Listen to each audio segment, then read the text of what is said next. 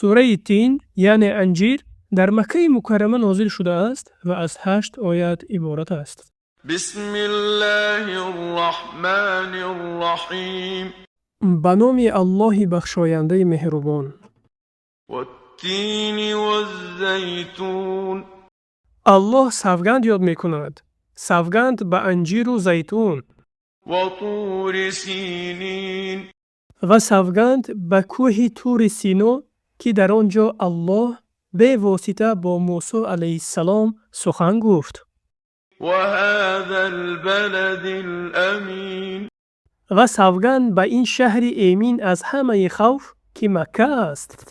لقد خلقنا الانسان فی احسن تقویم که ما آدمی را به تحقیق در نیکوترین صورت بیافریدیم. ثم رددناه اسفل سافلین آنگاه او را به سوی دوزخ گردانیدیم. اگر از اطاعت پروردگارش و از پیروی رسول الله روی گرداند.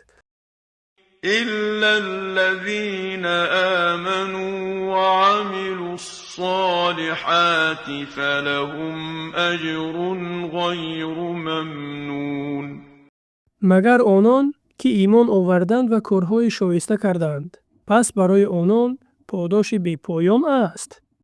فما يكذبك بعد بالدين ای انسان، پس چیست که بعد از این همه پند و نصیحت تو را بر دروغ شماریدن روز قیامت وامی دارد؟